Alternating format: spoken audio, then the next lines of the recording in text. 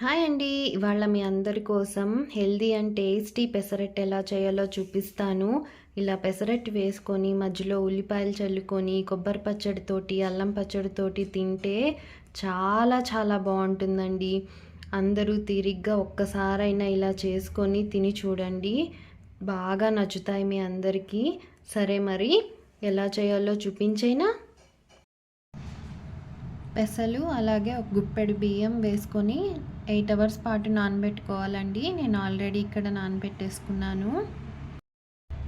ఇప్పుడు ఇందులోకి ఒక 2 పచ్చిమిరపకాయలు అలాగే కొన్ని అల్లం ముక్కలు వేసుకొని గ్రైండ్ చేసుకుందామండి. కొంచెం సాల్ట్ కూడా వేసుకొని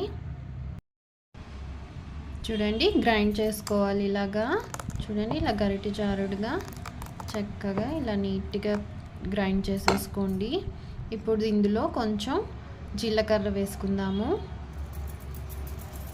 జీలకర్ర వేసుకొని బాగా కలిపేసుకొని ఇంకా పెసరట్టు వేసేసుకోవడమేనండి.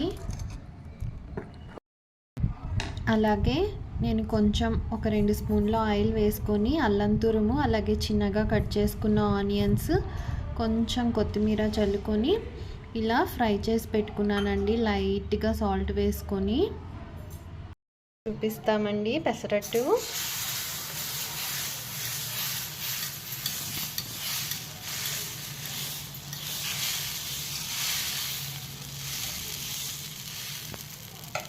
ఇప్పుడు ఇందులోకి నెయ్యితోటి కానీ నూనె కానీ వేసుకొని చక్కగా ఎర్రగా కాలేంత వరకు చేసుకోండి.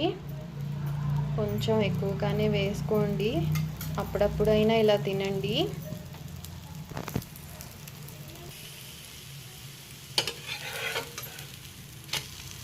చూడండి, ఇలా ఎర్రగా బాగా కాల్చుకోండి, క్రిస్పీగా.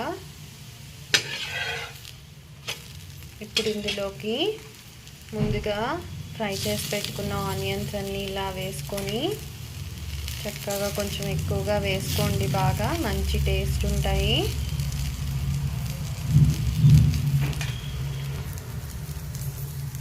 వేసుకొని తిప్పుకోండి.